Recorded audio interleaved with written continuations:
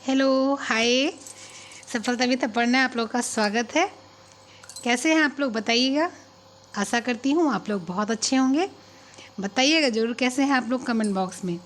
आज हम लोग पढ़ेंगे प्राथमिक चिकित्सा, लेकिन प्राथमिक चिकित्सा को वही पुराने तरीके से नहीं पढ़ेंगे, थोड़ा सा हम लोग नया पढ़ेंगे, नई जानकारी लाएंगे, क्योंकि बहुत कुछ नया होता है तो इसके लिए उसको नया बताना, नया बनाना ज़रूरी है। वही एक ही तरीका जो है शुरू से वही ले आकर नहीं रखना चाहिए, ठीक है।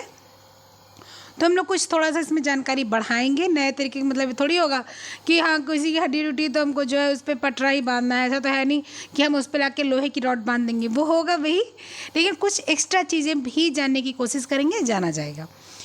तो हाँ जो है इसके पहले आप लोग पूरी चीज़ें जाननी है प्राथमिक चिकित्सा के बारे में, वो आपको लास्ट तक वीडियो देखेंगे तभी जान पाएंगे।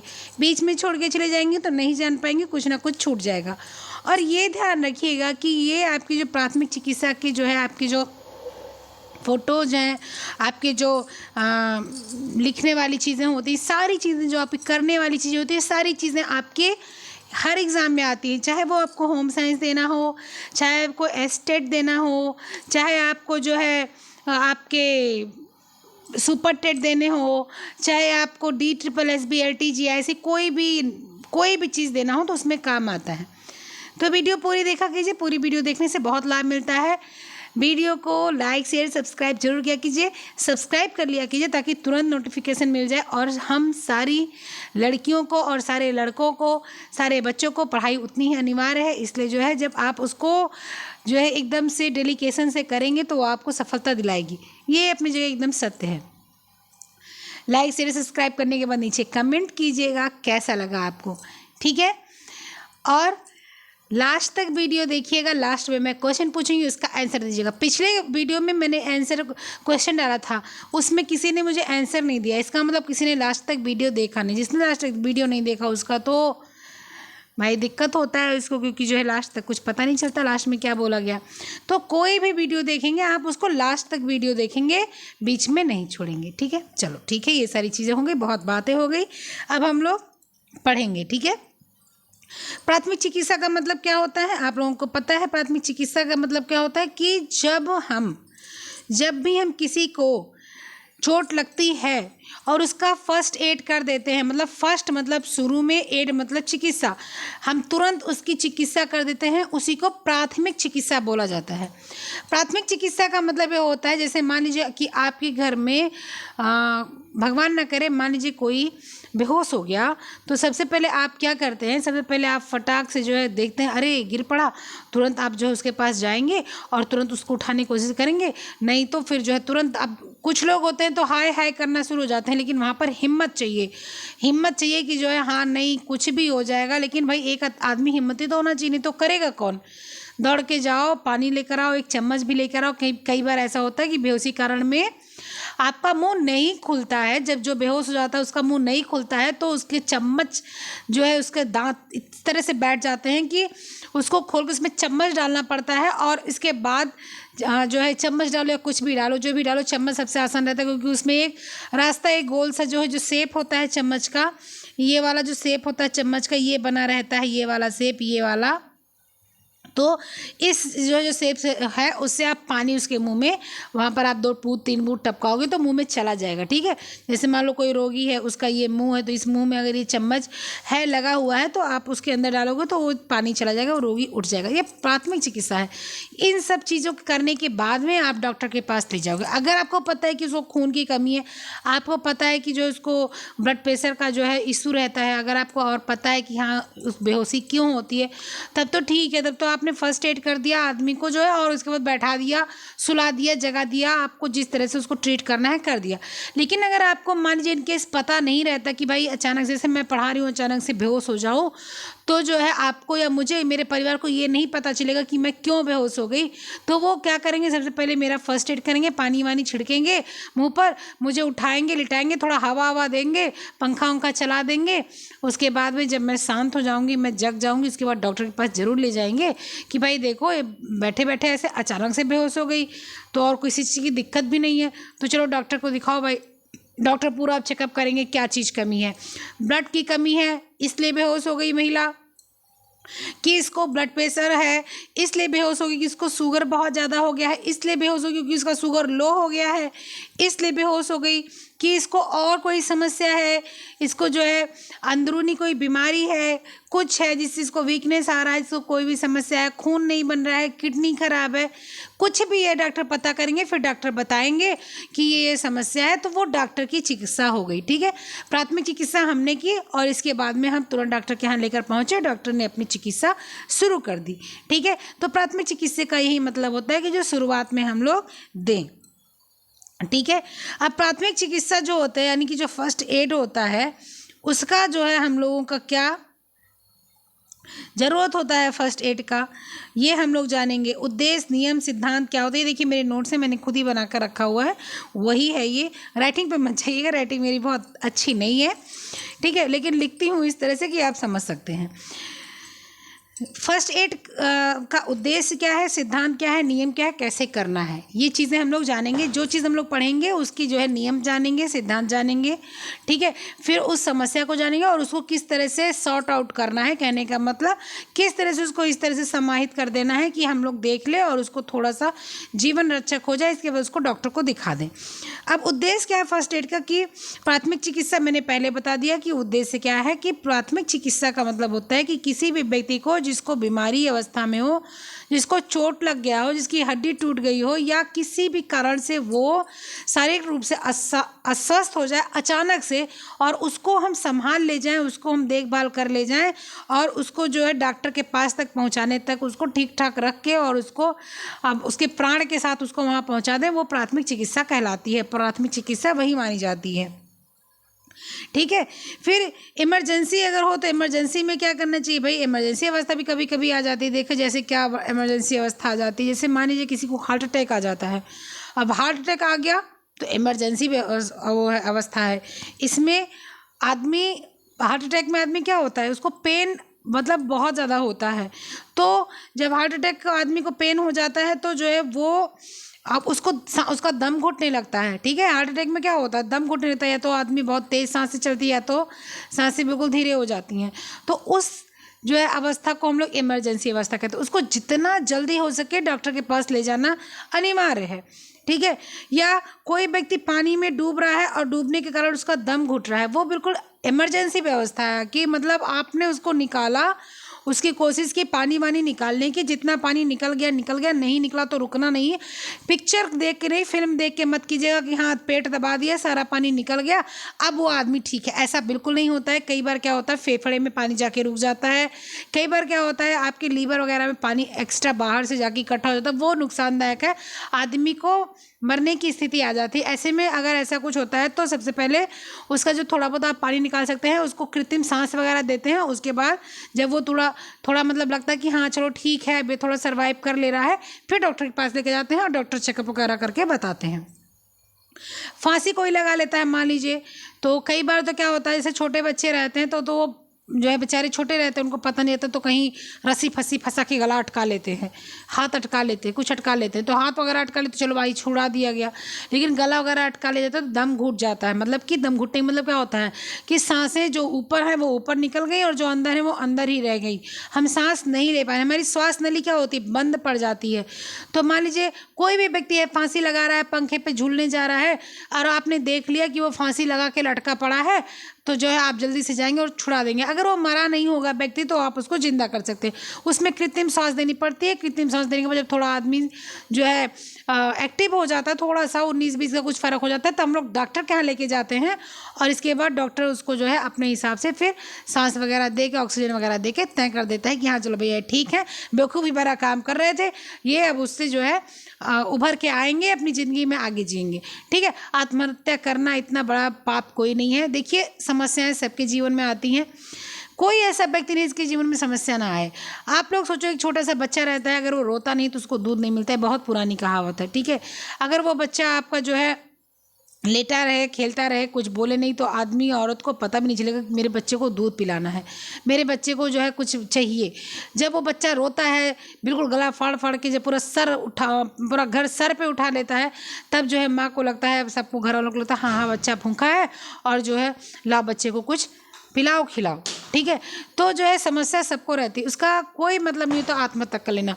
आजकल का जो ज़माना आ गया है कि बच्चे गेम के लिए आत्महत्या कर लेते हैं, बच्चे ना पढ़ना पड़े इसलिए आत्महत्या कर लेते हैं, किसी ने कुछ दबाव डाल दिया आत्महत्या कर लेते हैं। कोई समस्या, हर लोग अधिकारी से लेके जो है बच्चे तक सब लोग आत्महत्या कर रहे हैं। आत्महत्या करना अच्छी बात नहीं है। कोई भी कितना भी दुख हो तो उस दुख को इस तरह से रखिए, अपने इस तरह से सॉल्व करने की कोशिश कीजिए कि जिसको आत्महत्या तक ना ले जाना पड़े, ठीक है। तो आपका क्या हो गया, फांसी लगाने से दम घुटता है तो उसके बाद आप डॉक्टर के पास जाएंगे, पहले फर्स्ट एड हो जाएगा। फिर सांस नली में कुछ अटक गया है। अभी मैंने कुछ दिन पहले, मेरे एक रिलेटिव थे, पिताजी के मतलब साथी थे, उनका बेटे का बेटा था, तो मूंगफली खा रहा था। पिछली ठंडी की बात है, 3 साल की बात है। तो मूंगफली खा रहा था, तो उसके मूंगफली खा रहा था, तो हम लोग बेसिकली जो है ऐसे मूंगफली फोड़ते हैं और खा लेते हैं। सच बताओ, मुझे तो छिलके से मूंगफली भी बहुत अच्छी लगती है, जो थोड़ा सा जला जला रहता है वो भी मुझे बहुत अच्छी लगती है। हमारे घर में डांट बहुत पड़ती है, लेकिन एक आध तो मैं खा ही लेती हूँ, ठीक है। तो वो जो है बच्चा था ना, वो ऐसे छोटा सा बच्चा था 5-6 साल का, वो मूंगफली को फोड़ा और इसके बाद में वो ऐसे ही खा लिया, जैसे उसका छिलका लाल वाला लगा था वैसे ही। और हम लोग देखिए रोज़ खाते हैं, लेकिन उसने एक दिन, जो रोज़ खाता था वो भी, मतलब हमेशा खाता था वो भी, लेकिन वो एक दिन खाया और जो उसका लाल वाला छिलका था ना, वो जाके उसके गले में अटक गया। और गले में अटक गया, जब तक उसको लेके डॉक्टर के यहाँ पहुँचा गया, डॉक्टर ने उसका जो है ये किया कि चलो ठीक है, इसको देखते हैं क्या हुआ है, और तब तक वो बच्चा भगवान के पास चला गया। लेकिन उसके बाद भी पता लगाया गया कि भाई कैसे ख़त्म हुआ। तो जब उसका बच्चे का गला देखा गया तो उसमें मूंगफली का वही रेड वाला छिलका था, वो चिपक गया था। तो सांस नली में भी कभी कभी कुछ अटक जाता है, वहाँ भी हम लोग को कृत्रिम सांस देनी पड़ती है, ठीक है। जहरीली चीज़ कोई काट लेती है अगर, तो हम लोग को कृत्रिम सांस देनी पड़ती है, क्योंकि आदमी सांस नहीं ले पाता है, क्योंकि जहर चढ़ने लगता है, शरीर में जहर फैल जाता है, तो हम लोग को पता ही है सांस देनी पड़ती है। ये सारी चीज़ें क्या है, ये सारी चीज़ें इमरजेंसी की व्यवस्था है, इमरजेंसी की अवस्था है, ठीक है। इलेक्ट्रिक शॉक लग गया, इमरजेंसी देना पड़ेगा। कई लोग, मेरे मामा के एक लड़के हैं, उनको इलेक्ट्रिक शॉक लगा, कुछ नहीं, वो जो फ़ैन होता है जिसको गाँव में फर्राटा बोलते हैं, तो वहाँ पर वो प्रोग्राम हो रहा था, कोई प्रोग्राम था, कथा वार्ता का, गर्मी का महीना था। तो उन्होंने क्या किया, वो बोले पंखा भैया घुमाओ, थोड़ा पंखा घुमाओ, और वो जाके बस सीधे उसको पकड़े। अब उसमें इतना तेज़ करंट उतर रहा था कि उनका दाहिना हाथ उसमें चिपक गया, छूट ही नहीं रहा था। इसके बाद जब वो छूटा, जब वहाँ से लोग दौड़े, उसको जो है डंडे उंडे से मार के उसको पंखे को गिराए उराए, उसका प्लग जब जो है निकल गया है उससे, सॉकेट से, उसके बाद जो है उनको 3-4 घंटे तक होश नहीं, उनका पूरे हाथ का चमड़ा वगैरह सब निकल गया। ये सारी चीज़ें क्या हैं, ये सारी चीज़ें बहुत इमरजेंसी वाली चीज़ें हैं, ठीक है। उसके बाद क्या आएगा, उसके बाद आएगा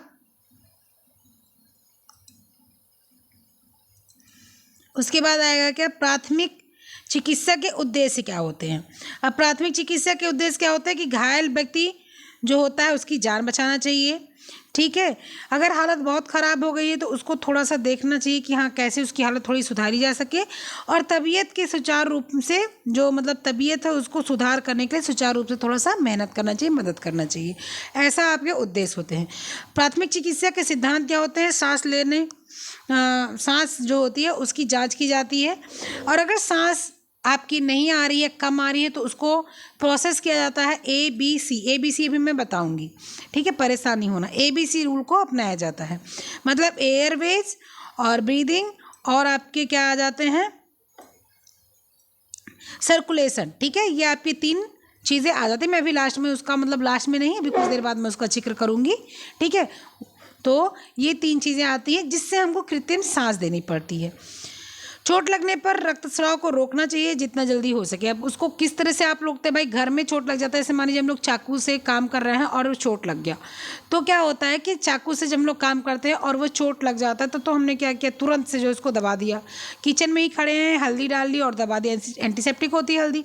अगर आपकी घर की पीसी हुई हल्दी है तो बेस्ट एंड बेस्ट है, उसका कोई उपाय ही नहीं है, कुछ मतलब उसका कोई ये नहीं है। बहुत लोग जो है फेस पैक वगैरह के लिए यूज़ करते हैं, जिसको हम लोग कस्तूरी हल्दी बोलते हैं, ऑनलाइन मिलती है, तो वो चीज़ें, वो बहुत अच्छी हल्दी होती है। अगर चोट लगी है तो उसको आप तुरंत डाल सकते हो, क्योंकि ये जो पाउडर हल्दी हम लोग मंगाते हैं मार्केट से, इसमें जो है मिलावट रहता है, सबको पता है, हाँ, क्या मिलावट रहता है, इसका आंसर मुझे दीजिएगा। कि जो हम लोग पीसी हुई हल्दी अशोक वाली या जो है MDH वाली या कोई भी जो हम लोग यूज़ करते हैं, उस हल्दी में कौन सा कलर मिला होता है वो आप मुझे बताएंगे, आपका आज का क्वेश्चन है।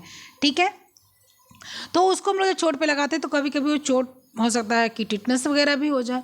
लेकिन अगर आपकी कस्तूरी हल्दी जो मैंने बताया ऑनलाइन मिलती है, फेस पैक वगैरह में पड़ती है, वो खाने में नहीं पड़ती, वो उसको आप लगा सकते हैं। या अगर आपके पास तो हल्दी नॉर्मली आप घर पे पीस के यूज़ करते हैं, आप उसको लग लीजिए, वो भी मतलब टू मच वाली बेस्ट है, अच्छी है। और इसके बाद अगर आपके पास ये सारी सुविधाएं मान लीजिए नहीं है तो आप डिटॉल लगा लीजिए। सुविधाएं तो सबको, भाई खाना सबके यहाँ बनता है, चाहे कोई हॉस्टल में रह रहा हो, चाहे कोई पेइंग गेस्ट में रह रहा हो, चाहे वो बाहर पढ़ा हो, चाहे अंदर पढ़ रहा हो, थोड़ा बहुत चीज़ें वो सब रखता है कि भाई भूख लग जाएगी तो मैगी तो बना सकते हैं। मान लो बाहर खाना खाने जा रहे हैं, कोई मैस किए हैं, लेकिन अब भूख लग गई तो मैगी तो बना लें, तो मैगी में भी थोड़ा बहुत मसाला तो पड़ता ही है। ठीक है, तो ये होता है। उसके बाद जो है अगर कोई घायल व्यक्ति है, उसको सदमा लग गया है, मतलब कि जैसे क्या होता है, किसी ने कुछ बोल दिया, बहुत गंदी तरीके से कुछ कह दिया, तो हम लोग क्या होता है, बहुत हर्ट होते हैं, हम लोग बहुत हर्ट होते हैं, मतलब करता है कि क्या करें। तो वहाँ पर भी हम लोग उसको क्या करते हैं, थोड़ा संभालने की कोशिश करते हैं, सांत्वना देते हैं उसको। ठीक है, कि भैया चलो ठीक है, जाने दो, वो मूर्ख था, तुम तो समझदार हो। अपनी आत्मा कहती है कि वो मूर्ख नहीं है, वो समझदार है, लेकिन फिर भी एक अपने आप को या दूसरा व्यक्ति सांत्वना देता है कि ठीक है भैया, परेशान नहीं हो, वो बेवकूफ़ था, तुम तो नहीं बेवकूफ़ हो, तुम तो समझदार हो, परेशान नहीं हो। ठीक है, इसके बाद बेहोश व्यक्ति को होश में लाने की कोशिश करना चाहिए। मैंने शुरू में ही बताया कि भाई बेहोश व्यक्ति है, किसी भी कारण से बेहोश है, मिर्गी आ जाती है अगर, तो आदमी का दांत बैठ जाता है तो उस तरह से खोलना पड़ता है। नॉर्मल आदमी बेहोश हो जाता है उस तरह से खोलना पड़ता है। किस वजह से कौन सा आदमी बेहोश हुआ है उसको हिसाब से कुछ भी करो। बेहोश कोई भी होता है तो पानी छिड़क कर उसके मुंह में पानी डालने की कोशिश करनी चाहिए, उससे वो व्यक्ति जो होता है वो होश में आता है। फिर थोड़ा उसको हवा वगैरह दो, कि थोड़ा हवा वगैरह आने दो उसके पास, फैन वैन लगा दो। एसी की बात मैं नहीं कर रही, वो फैन लगा दो ताकि मुंह पे हवा लगे, आदमी उससे जो बेहोश होता है उसको थोड़ा राहत मिलती है। उसके बाद डॉक्टर के पास लेकर जाओ। इसके बाद जितना हाँ, फिर जब अगर आपकी मान लीजिए किसी की हड्डी टूट गई है, तो हड्डी टूट गई है तो उसको क्या करना है, हड्डी को पहले पता लगाना है कि हाँ हड्डी टूट गई है।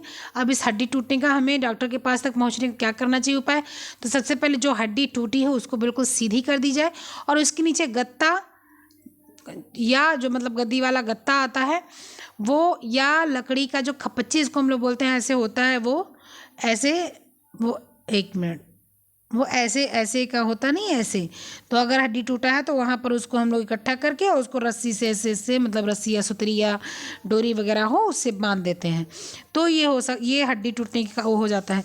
जितना जल्द से जल्दी हो सके ये सारे उपाय करने के बाद में डॉक्टर के यहाँ लेके भागिए, जितना जल्दी हो सके डॉक्टर के यहाँ लेके जाइए।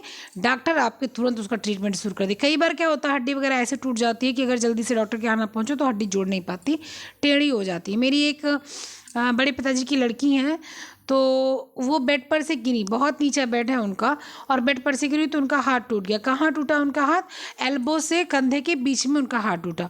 जो आपका ये एल्बो है ना, ये एल्बो है, और ये आपका जो है ये इनका हाथ यहाँ पर टूटा। ना यहाँ कंधे का जोड़ खराब हुआ, ना यहाँ नी का जोड़ खराब हुआ। ठीक है, अरे नी का करना, यहाँ आपका एंकल का वो क्या बोलते हैं उसको, ये यहाँ का जो है ना उनका वो खराब हुआ, जोड़ खराब हुआ। उनका जोड़ कहाँ खराब हुआ, यहाँ का, बीच का। ठीक है, तो ये क्या होता है, ये जो है आपको नुकसान पहुंचाता है। ठीक है, तो उसमें क्या करना चाहिए, उसमें तुरंत डॉक्टर के यहाँ लेकर जाना चाहिए। कोशिश करना चाहिए जल्दी जल्दी इसको हाथ वाथ सीधा करके अपना बात दो, उसके बाद तुरंत डॉक्टर के यहाँ भागो। ठीक है, फिर क्या आएगा आपका, अब फिर आएगा आपका ये क्या आ गया, देखो कि फर्स्ट एड के दौरान आपको इस बात का भी पूरा ध्यान रखना चाहिए कि आपको घायल व्यक्ति से किसी भी प्रकार का इन्फेक्शन ना हो और आपके माध्यम से रोगी को भी इन्फेक्शन ना हो। ऐसा ना हो कहीं आपको फोड़ा हुआ हो, कहीं आपको दाद हुआ हो, कहीं आपको ऐसी चीज़ हुई हो कि जो रोगी है वो भी इन्फेक्ट हो जाए। ऐसी चीज़ में आप दूर रहो, किसी और को दूर से बताते रहो। ठीक है, बहुत लोग होते हैं कि भाई समझदार हैं, उनको जो है कोई कारण बस वो उसके पास नहीं जा सकते तो दूर से बता सकते हैं। और ऐसा भी ना हो कि आप इतना रोगी, मान लीजिए रोगी टीबी का पेशेंट है और आप इतना उसके करीब चले जाए कि आपको भी हो जाए। तो ऐसे अपना स्थिति बना के रखें कि ताकि आप भी ठीक ठाक रहें और वो भी ठीक ठाक रहे। ठीक है, इसके बाद में हड्डी टूटने के प्राथमिक उपचार हम लोग को क्या करना चाहिए। हड्डी टूटने का प्राथमिक उपचार ये है कि हड्डी किसी भी कारण से टूटती है, किसी भी कारण टूट सकती है। मैंने बताया ना, बेड से गिरी, हमारे छोटे छोटे बच्चे रहते हैं तो डेली गिरते रहते हैं 2-4 बार, ठीक है। वो बड़ी थी, मतलब वो एमए कर रही थी उस साल जब वो गिरी, और मतलब हमसे बहुत बड़ी हैं, 8-9 साल बड़ी हैं। अब तो उम्रदार हो गई, तो 40 साल की एज हो गई उनकी। तो जो है वो जब गिरी तो टूट गया, ठीक है। तो किसी भी कारण से टूट जाता है, ऐसे पैर ट्विस्ट कर देता है। मेरे पास एक पेट था मेरा छोटा सा, ये डॉग था। तो मैं छत पे, हमारे यहाँ गांव में खाना बनता है, तो मैं गांव में रहती थी। तो जो है ससुराल मेरा वहाँ पर, तो सेकंड मतलब ग्राउंड फ्लोर से फर्स्ट फ्लोर पे खाना बनता था। तो वहाँ पर जाती थी तो सीढ़ियाँ लगी थी, एक सीढ़ी तो पहले पहुँचो आप फर्स्ट फ्लोर पे, और उसके बाद फर्स्ट फ्लोर की जो छत है उससे आपको थोड़ा सा नीचे सीढ़ी से अंदर जाना पड़ता है। तो जब मैं वो अंदर सीढ़ी से जाने लगी तो वो जो मेरी डॉगी थी वो, मुझे मेरा उससे बड़ा लगाव था, वो मेरे आगे पीछे घूमती रहती थी, और वो इतनी बदमाश थी कि मतलब कदम नहीं रखने देती थी। तो जब मैंने एक कदम ऐसे, मैं जल्दी जल्दी चल रही थी, चाय बनाना था, कोई आया था, तो जल्दी जल्दी चल रही थी, बस वो मेरे सामने आई, बस उसको बचाने के चक्कर में मैं एक सीढ़ी उतरना था, मैं 3 सीढ़ी उतर गई, और 3 सीढ़ी उतरी, मेरा पैर ट्विस्ट हो गया। पैर ट्विस्ट का टूटा उटा नहीं, तो कोई भी परिस्थिति बन सकती है कि जो है आप पैर या हाथ या शरीर में कोई भी समस्या आ सकती है, ठीक है। तो जो है ऐसी कोशिश ऐसे करनी चाहिए कि जो है ऐसा स्थिति ना आए, लेकिन किसी भी वजह से कुछ हो सकता है, ठीक है। और यह जानलेवा भी हो सकता है। अभी जानलेवा कैसे हो सकता है, ये भी मैं एक कहानी सुनाती हूँ आपको। कहानी ये है कि मेरी माताजी अध्यापिका है, तो उनके साथ जो है एक लोग पढ़ाती हैं, अब तो फ़िलहाल वो रिटायर हो गई। तो उनका एक बेटा था, बेटा उनका बंगलौर में इंजीनियरिंग कर रहा था, अभी 5-6 साल की घटना है। और वो बेचारा छत पे बैठा था, पढ़ रहा था, वहाँ पीजी में शायद रहता था, वहाँ पढ़ रहा था। तो बच्चे गैलरी में ऐसे खेल रहे थे, बैट बॉल खेल रहे थे। तो छोटे छोटे बच्चे थे, क्लास 5th के 4th के, ऐसे स्कूल के बच्चे। तो पीजी वाले तो बिल्कुल मोहल्ले में रहते हैं। तो वो छोटे वाले बच्चे जो थे वो बॉल खेले, और वो बॉल जो है, जो छत से थोड़ा नीचे बना होता है ना सीढ़ी, उसके खिड़की के ऊपर, तो बॉल वहाँ जाकर पड़ी। और वो बच्चे बोले कि भैया, वो पैर लटका के बच्चा पढ़ रहा था, मतलब उनका बेटा था, बच्चा क्या था, बेटा था, पढ़ रहा था, इंजीनियरिंग की तैयारी कर रहा था। तो बोले भैया वो बॉल मुझे दे दीजिए। तो बोले अच्छा ठीक है, दे देता हूँ। तो वो लड़का जो है वो छत से उस छज्जे पे उतर रहा था, और उसको लगा कि मैं छज्जे पे पैर रख रहा हूँ, और वो छज्जे पे ना पैर रख के वो पैर उसका नीचे गया, और वो ये समझ के कि मैंने छज्जे पे पैर रखा है, और वो पैर स्लिप किया और वो सीधे नीचे आया। और नीचे आने के बाद में उसकी कमर जो थी वो टूट गई, कमर टूट गई। उसकी स्थिति इतनी ख़राब हुई कि मतलब पूछिए मत। भाई पढ़ने लिखने वाला बच्चा, अच्छा खासा, वो जो है 6 फीट का लड़का था, और पढ़ाई लिखाई सब बेकार हो गई। घर पे चलाया, पिताजी थे नहीं, माताजी और बेटी थी, तो बहन थी, तो उनको देखभाल करती थी। तो वो इतना अपने आप को एम्बेरस महसूस करता था जब उसकी माताजी उसकी सेवा करती थी, लेटरिन बाथरूम सब करवाती थी, कि वो अभी 2 साल हुआ और वो मतलब जीना नहीं चाहता था, तो भगवान को प्यारा हो गया उसकी इच्छा से वो।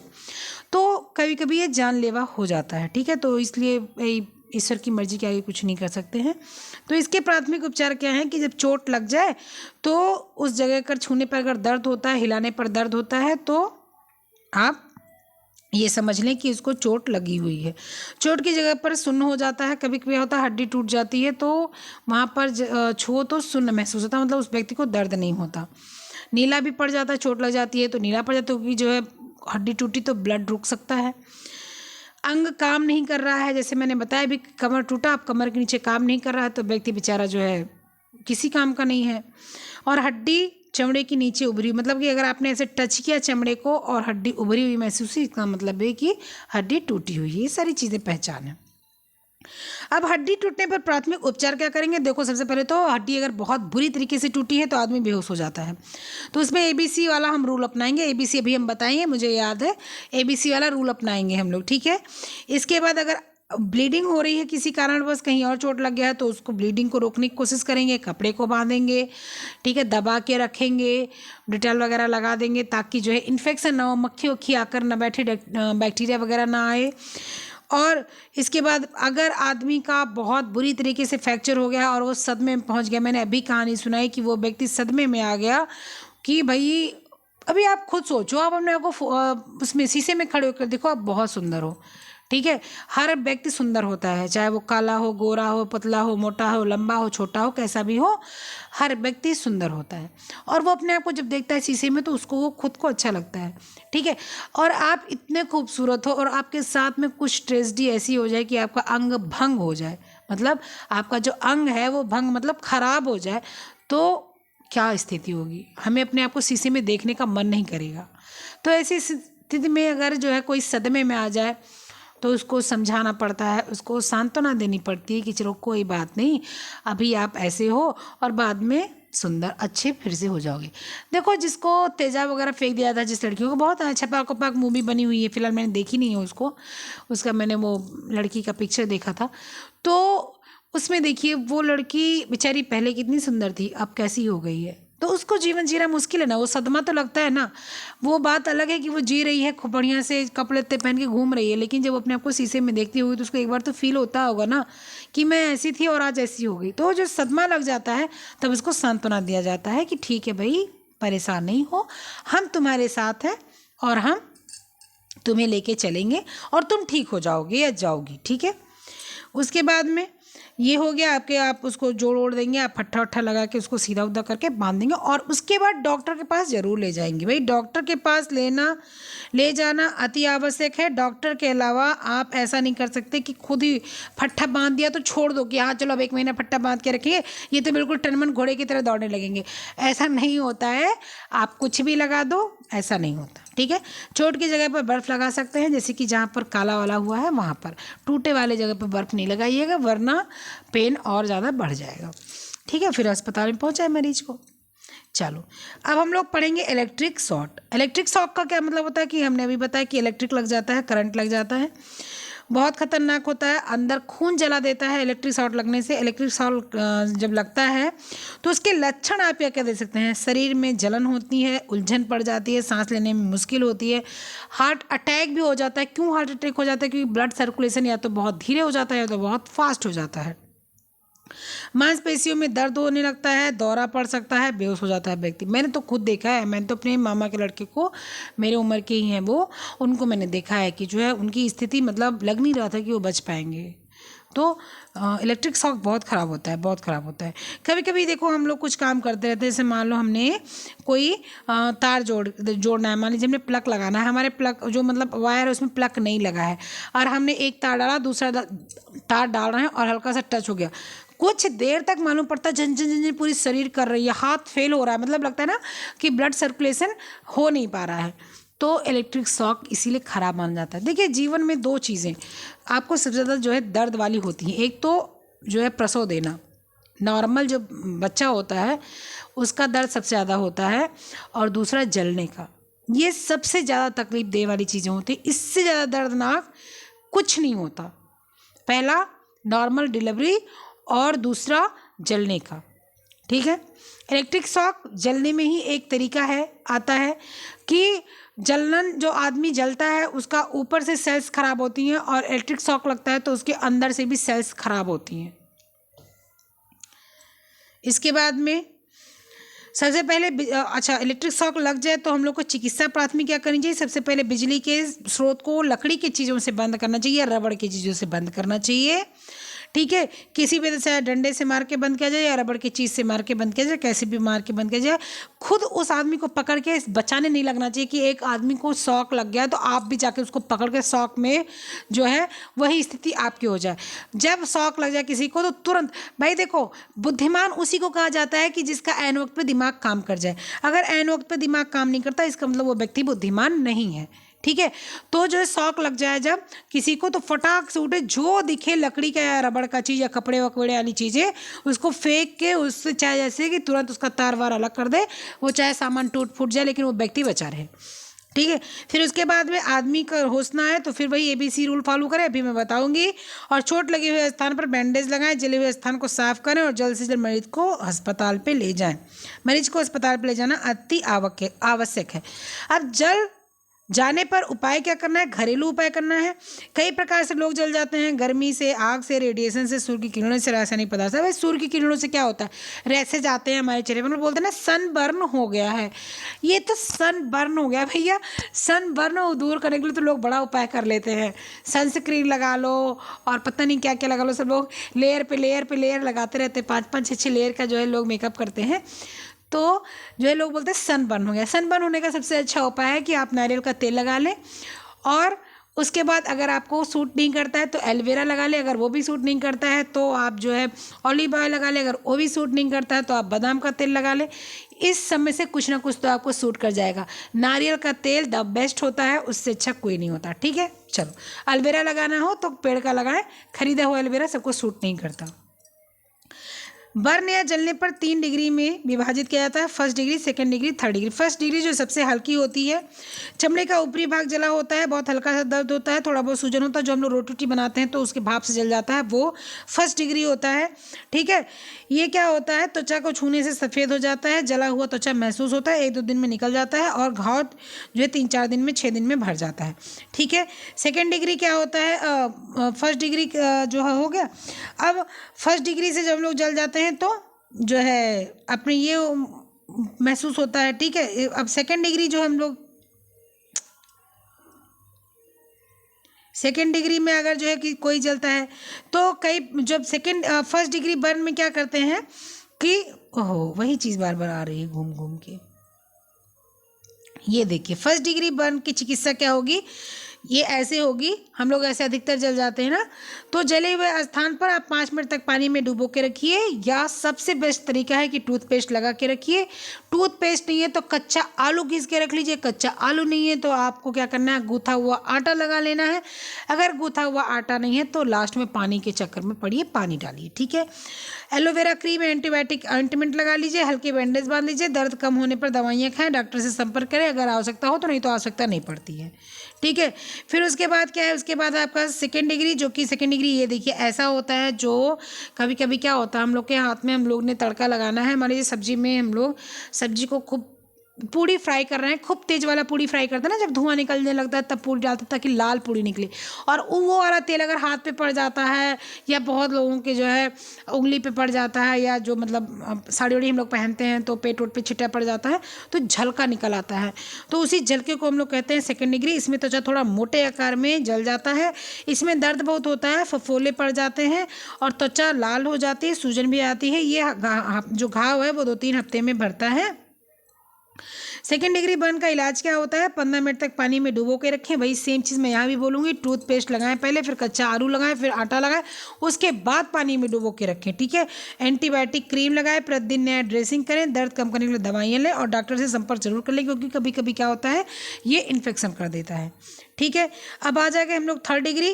थर्ड डिग्री का क्या मतलब होता है कि इसमें त्वचा के तीनों लेयर जल जाती है, मतलब कि थर्ड डिग्री का मतलब हो गया आपके जो तेजाब वगैरह पड़ जाते हैं तो क्या होता है, बिल्कुल अंदर तक जल जाता है ना, हड्डी तक जल जाता है, उसमें हड्डी तक गल जाती है, वो थर्ड डिग्री हो गया आपका। या कोई आग वाग लग जाती है और उसमें कोई पड़ जाता है तो पूरा स्किन उसकी पूरी मतलब ख़राब हो जाती है, वो थर्ड डिग्री होता है। इसमें क्या होता है, इसमें न्यूरॉन तक डैमेज हो जाते हैं, दर्द बहुत होता है, दर्द या बिल्कुल मतलब या तो बहुत कम होता है या तो बिल्कुल नहीं होता है, क्योंकि इसमें न्यूरॉन डैमेज हो जाते हैं, इसे घाव बनने में बहुत समय लगता है। ठीक है, लेकिन मैंने जहाँ तक देखा है कि जहाँ पर बहुत ज़्यादा जो ये तेज़ाब वोजाब से जलते हैं ना, उसमें बहुत दर्द होता है, इतना अधिक दर्द होता है कि लोग सो नहीं पाते हैं, चैन से वो मतलब रह नहीं पाते 1 सेकंड के लिए, उनको बार बार इंजेक्शन देना पड़ता है, दिन में 3-3 बार इंजेक्शन लगाना पड़ता है दर्द का। ठीक है, तो या तो नहीं होता है या तो कम होता है। ठीक है, न्यूरॉन इसमें डैमेज हो जाते हैं।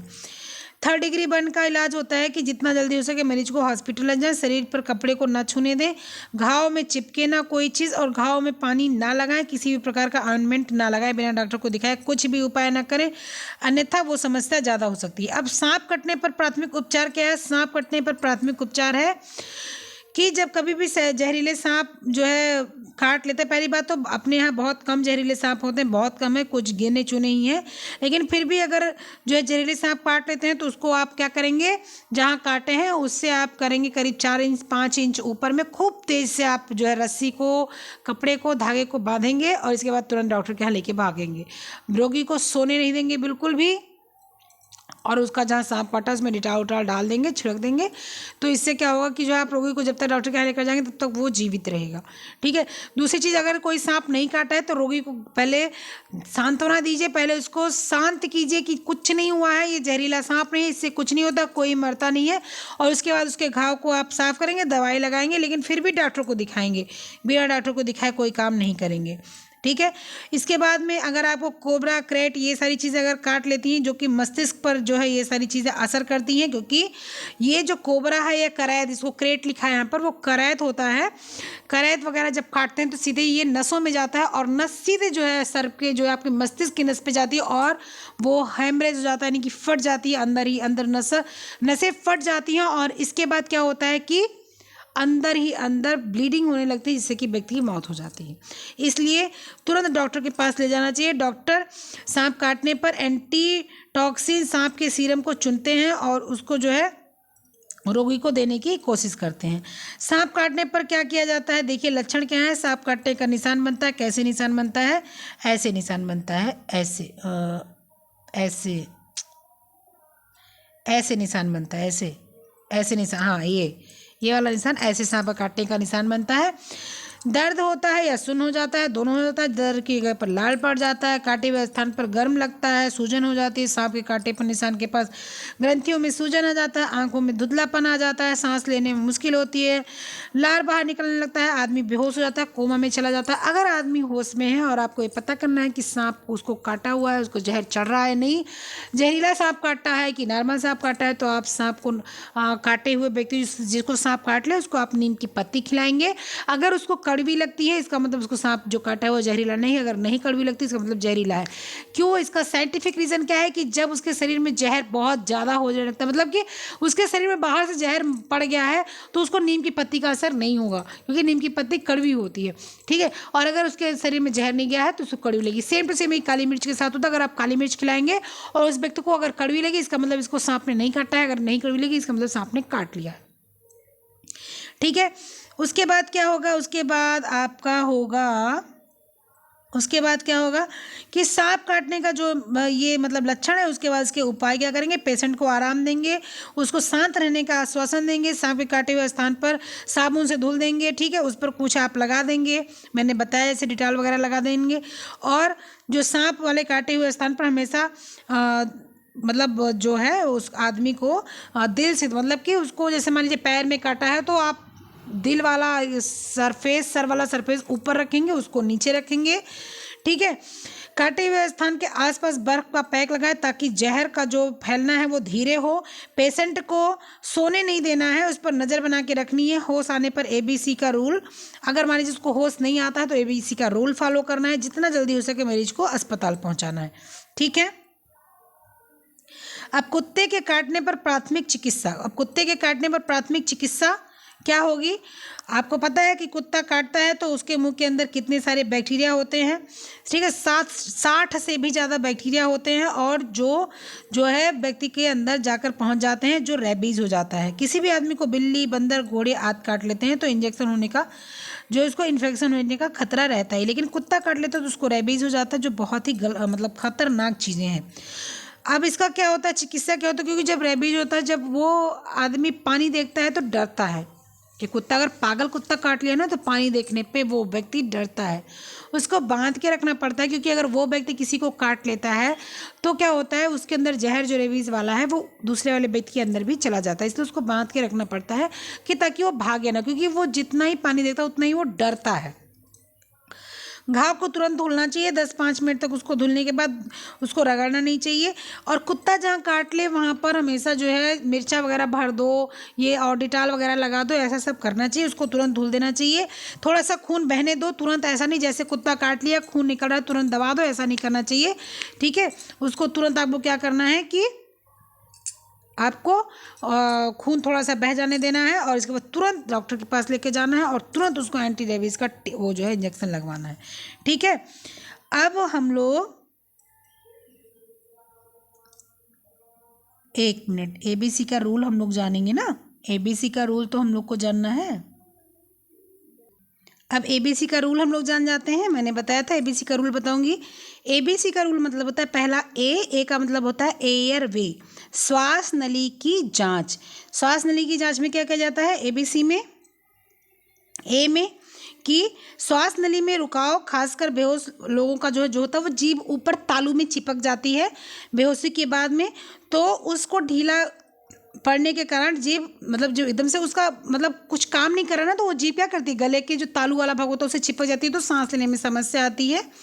तो क्या करना चाहिए, श्वास नली की जांच करनी चाहिए। उसके बाद उसको उंगली से या किसी भी ऐसी चीज़ से हाथ चोट ना लगे अंदर, ठीक है, अंदर तो उसकी जीभ को छुड़ाना चाहिए। उसके बाद उसको पानी पिलाना चाहिए और पानी पिलाओ या तो उसको मुंह से सांस दो, ऐसा सब करना चाहिए ताकि उसकी जो है सांस चलने लगे। ठीक है, और उसको थोड़ा सा पानी वानी डाल देना चाहिए ताकि सांस चलने लगे। उसका तुरंत जीभ छुड़ाओ, जीभ छुड़ाओगे तभी वो सांस ले पाएगा व्यक्ति। ये ए का मतलब एयर वे। ए मतलब एयर वे, क्या करना है, जीभ ऊपर तालू में चिपक गई, जीभ को छुड़ाना है, उसको मुंह से सांस देना है। ठीक है, मुंह से सांस दो या आप किसी भी तरह से सांस दो, लेकिन उसको सांस दो, एयर उसके मुंह में डालो ताकि उसको जो है सांस आए। नेक्स्ट क्या है, नेक्स्ट है हम लोग का बी का मतलब होता है ब्रीदिंग, सांस की जांच करना। सबसे पहले कान, जो घायल व्यक्ति है उसके मुंह के पास ले जाकर कान को सुनना चाहिए कि वो सांस ले रहा है कि नहीं। आप लोगों ने सीरियल या पिक्चर देखा होगा, तो मैं तो सीरियल फिलहाल देखती नहीं बिल्कुल भी, लेकिन मूवी वगैरह तो मैं देखती हूँ, बहुत शौकीन हूँ मूवी की। तो साउथ की मूवी मुझे बहुत पसंद है। तो मैं जो है वो मतलब क्या होता है फिल्म में कि जो जब आप ऐसे कान लगाते हैं तो बोलते हैं हाँ ये व्यक्ति जीवित है, बोलते हैं ना। तो उसी तरह से कान से सुनेंगे सांस कि वो सांस ले रहा है कि नहीं ले रहा है, और अगर वो सांस ले रहा है तो इसका मतलब कि वो आदमी ठीक है। अगर वो सांस नहीं ले रहा है तो उसको क्या करेंगे, माउथ से उसको सांस देंगे। रिस्पिरेशन सिस्टम के लिए माउथ टू माउथ उसको सांस देंगे, और उससे क्या होता है, धीरे धीरे वो व्यक्ति की जब फेफड़े में हवा भर जाएगी तो वो व्यक्ति सांस लेना शुरू कर देगा, और उसके बाद उसको डॉक्टर के पास ले जाया जा सकता है। सी का क्या मतलब होता है, देखें, सी का होता है सर्कुलेशन, मतलब रक्त संचार की जांच करना। रक्त संचार की जांच करना क्या मतलब होता है कि अब बारी है रक्त संचार की जांच करने की। सबसे पहले घायल व्यक्ति के नाड़ी की जांच करेंगे। जांच करने के लिए कैरोटिड आर्टरी को ढूंढेंगे। यह एक जो है उपाय है, मतलब एक ये वो है, क्या बोलते हैं, इक्विपमेंट है। यह आर्टरी गर्दन के नीचे, कान के नीचे होती है। ठीक है, कैरोटिड एक जो है इक्विपमेंट है, और कैरोटिड से कैरोटिड आर्टरी को चेक किया जाता है। ठीक है, कैरोटिड आर्टरी को मतलब ये कैरोटिड आर्टरी जो होती है वो गर्दन के जो है ये आर्टरी गर्दन के कोने में कान के नीचे होती है। इसको उंगलियों से लड़कर, जिसको हम लोग बोलते हैं वो नब्ज बोलते हैं, उसको चेक किया जा सकता है। और इसको चेक करने के लिए एक कैरोटिड मतलब इक्विपमेंट होता है, उससे भी होता है, लेकिन ये प्राथमिक चिकित्सा की बात हो रही है, ABC की बात हो रही है। तो यहाँ पर आप कैरोटिड जो है आर्टरी को ढूंढकर और उसको हाथ से ही आपको चेक करना पड़ेगा। ठीक है, क्योंकि यहाँ पर आपको तुरंत इक्विपमेंट नहीं मिल सकता है। फिर पल्स की जांच करने के लिए 5-10 सेकंड लगते हैं। उसके बाद अगर व्यक्ति जो है दिल की धड़कन चल रही है तो माउथ टू माउथ रेस्पिरेशन चालू रखेंगे, और अगर दिल की धड़कन नहीं चल रही तो बिना देरी किए आपको क्या करना पड़ेगा, CPR चालू करना पड़ेगा। ठीक है, उसको क्या बोलते हैं, कार्डियो पल्मोनरी रेसुसेशन। ठीक है, रेस्क्यूसेशन।